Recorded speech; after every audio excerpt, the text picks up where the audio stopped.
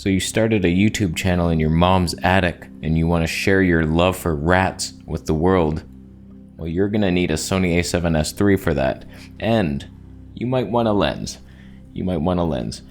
I got a new one. All I want is the perfect camera. All I want is the perfect camera. So the a7S III has returned to us. It has been repaired. I do believe they replaced the whole sensor because it said replace tech. Dead pixel replaced. So that came in just under the year mark. Not happy about that. What's going to happen in 1 year's time? We'll see. But before we get to which lens for this type of hobo rat loving video, do you go expensive? Can you cheap out? Should you Sonyize yourself? This video is mainly to test this new Viltrox 24mm Tony 1.8. Is that the ultimate cheapest budget talking head bullshit? How does this compare to the Sony 20mm 1.8, we're on it now, and the Zeiss 25mm Batis Tony 2? And should you even bother considering the G Master? There is a couple reasons. So our good old buddies at Pergear sent me this lens to review. I've requested it in the past, but it hasn't been in stock for the longest time. I guess it's popular. I mean, it's super cheap. You got a Tony 1.8. I love the Viltrox lenses for my Fuji. I sold both of them, but it's not because I didn't love them. It's just that they sucked. They were actually really good. They were my favorite Fuji lenses for a while, but once I got the 16mm Tony 1.4, you can't go back. So first impressions of the Viltrox. Oh, wow. Oh, Sony, good to be back. Okay, the focus ring feels fantastic. Very smooth. I'm liking it. This aperture ring, however, oh God, listen to this. It squeaks like a rat. So it fits with your rat show, but it's a clickless aperture and it feels weird, but that's what you get. There's 429 zingers. Give me a break. It's a 55mm filter thread. I don't even have a Black Pro Mist for that size. Oh man, it's gonna be over sharpened, I know it. So in general, you're thinking talking head. Just in my experience, this 20mm is a bit wide. It shows a bit too much. Like all that's empty space. There's nothing over there. There's nothing exciting. That's why I got the Batis. It punches in a bit. A little higher quality on the Batis Zeiss Magic.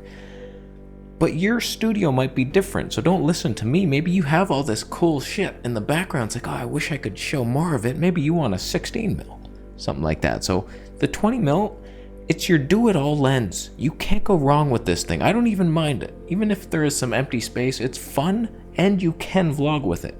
It's the most versatile thing, and the closest focusing distance. It's fucking magic. Kind of. It's still doing the eye.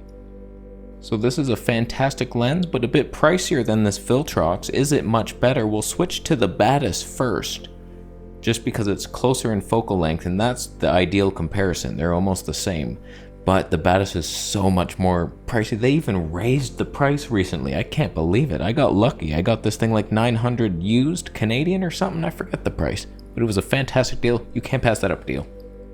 Don't pass that up, deal. All right, let's switch to the Zeiss, do a side-by-side with this, and then switch to the Viltrox.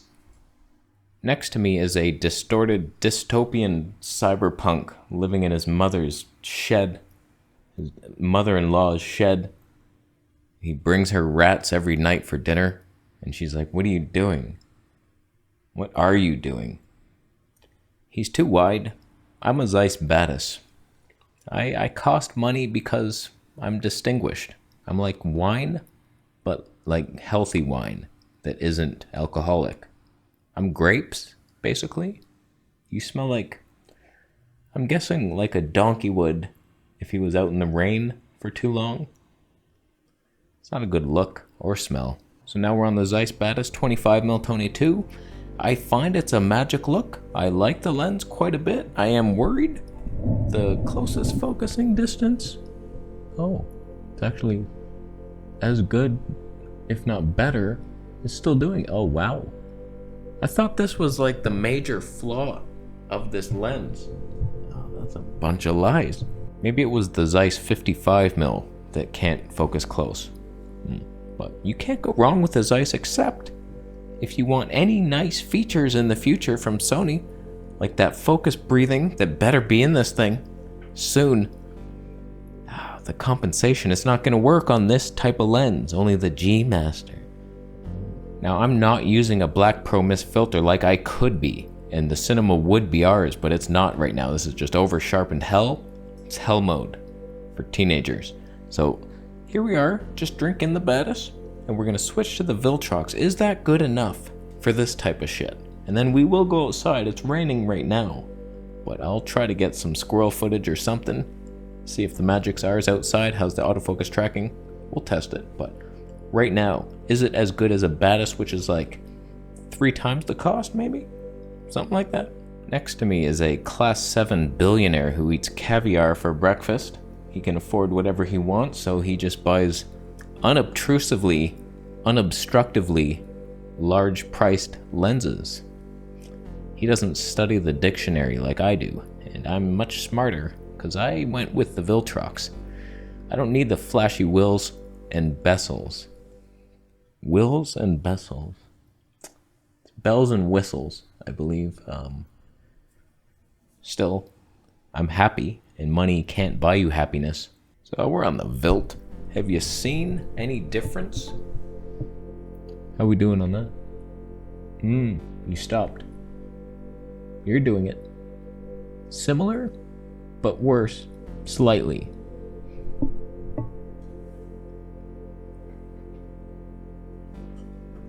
I heard a slight noise. Any focus breathing? Viltrox is usually pretty good for the breathing. Just judging by Sony's 1985 Kodak screen, it looks pretty good from here. But is it too sharp or not sharp enough? Does it have that Canon RP look where everything's just like, something's disgusting about that image? What is it? It's like over sharpened but low detail. It's similar to a smartphone. I notice sometimes third-party lenses do that. Like the Samyang 18mm 22.8, it was like, it turned my camera into a line skip pixel bitch. That's not right. So is this doing that? Is it too sharp? Could I, in theory, place one of these in there?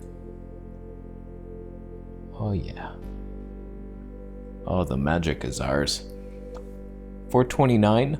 Are you kidding yourself? A 24mm Tony 1.8. I tell you. It's autofocusing good. It's good enough for your scrub ass. You know it is. I mean, you don't need the Batis. It could be worse. All right, let's go outside, see if you can vlog with this. How's the squirrel B-roll? Is the stab working? Probably not. Could I sit under a tree? And could the magic be ours? These are the things we'll find out. Can it be done? No active stab right now. If you walk 3 miles per year, you're good. You're pretty good, I think. Oh man, that's the problem with all third-party lenses for Sony. Something with the active stab just doesn't work. On. Or is it the most stable thing you've ever seen? Eat your heart out, Panasonic. We're still waiting for an announcement. Anytime now. GH6, you coming? You're not. Will Sony eye track the demonic figure hanging from the tree? Oh, it's doing it. It's face tracking him, at least. No eye. Oh, the eyes. Oh, that is so cute. Oh, that is too cute. So I've had a chance to review the footage. Not bad. Like, there's slight detectable differences between the Zeiss Batis and this, but not much. Like, most people can't even see it. I don't even know what I'm seeing, to be honest with you. I just think, like, maybe the colors are a bit different. The micro contrast could exist. I don't know what the difference is, but I see it. It's slight. But for a third party, like less than a third of the cost, you kidding yourself. The stab is probably bullshit, and the tone is ridiculous. We should stop it down. I would be doing like 2.8. There it is. I think this is what most people want for their vlogs. It's like, okay, we got it. We got a background blur. This is fantastic. Nobody wants this but you. 24, let's just do it. Tony 4 engaged. It is enough, my friend. Don't pretend it isn't. So, I did just film some pigeon footage. Might we skip to that right now? Let me fly towards my hands, towards my hands. Let me fly towards my hands, towards my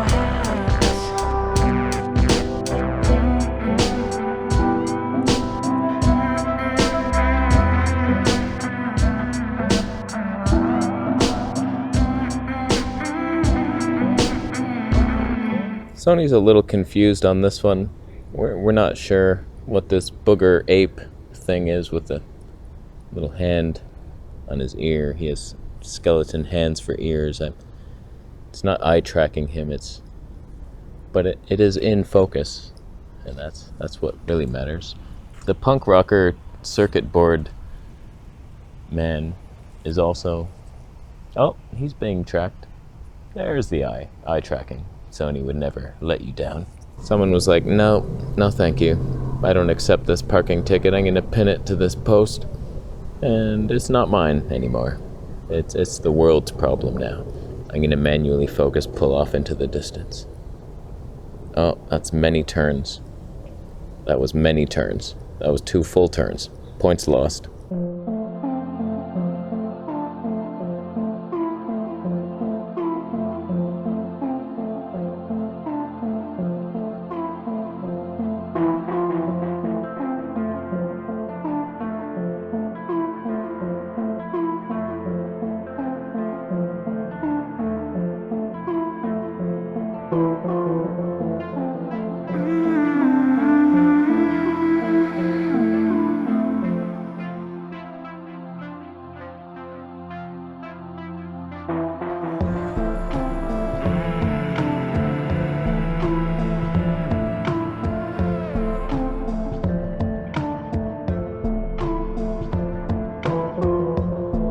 That's me in the corner.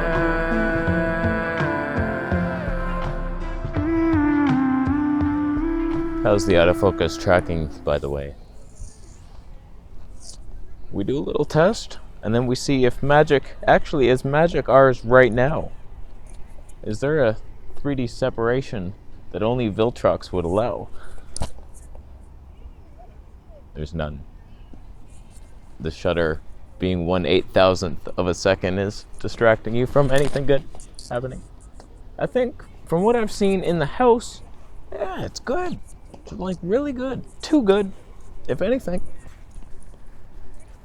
I gotta tell ya, I'm not seeing the downsides of this lens for the cost. If you were to set up the most cinematic shot of our time, you might notice that a 24mm is your choice. The sun is ruining everything. Oh, 8,000th of a shutter. I wish I could do 1/32,000th, like the Z9. Oh man, that's too bad that it can't. I'm thinking the cinema's basically yours with this lens. I mean, if it was me and I had no lenses in this range, I like the 20mm just because it's a little more versatile. It's a little wider for the vlogs and more stable, so there's that. But if I was at home, I think I would prefer this one over the 20. So that brings in its own conundrum. And versus the Zeiss Batis, knowing that this exists, would you really fork out an extra $800 or $900 for that lens? I don't know, like you're gonna have that lens forever pretty much. It's worth the investment in my opinion, but there was some more distortion, I think. I don't know which one was more distorted. I just noticed that the scene changed when I switched to this lens, and the Zeiss is known for some distortion up in that bitch. So, and if it was between this and the G Master, like that's an extra $2,000 or something. I don't think you could ever lean in that direction because I've tested the Stabe and it wasn't good anyway, and it's a little heavier. It's a pretty light lens, 340 grams, I think. It's lighter than the 20mm. The Tuna is a little unreasonable, I realize that. You just stop it right down to Tony 4 and you got a movie. This is basically a movie now. I would like to see a 16mm 1.8 from Viltrox, something like that, a nice ultra wide, maybe 18, whatever would be smaller with stave somehow. I'm tiny in the shot. The rule of 19ths. That's where you want to be. Do I look unnaturally hunched over if I'm like this to get into the rule of thirds? Can you tell that the wood is poking into my ribs? Do you feel my pain? Alright, tone it 2.8 to finish off the video.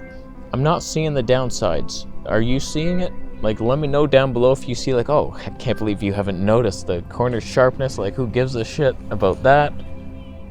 I do. I sure am the best corner. And yeah, it's a good lens. It's cheap. Nice quality. It doesn't have that third-party cheapness, like a Samyang feel to it. So, not bad. Not bad. I think I'll keep it in the arsenal. Maybe even sell the Batis. I doubt it. I'll sell this. Before that, I'm gonna go. How you doing? Are you buying this lens through my affiliate links? I do believe you are. The cinema could be yours. I'm gonna go. I already said that. I'll just leave.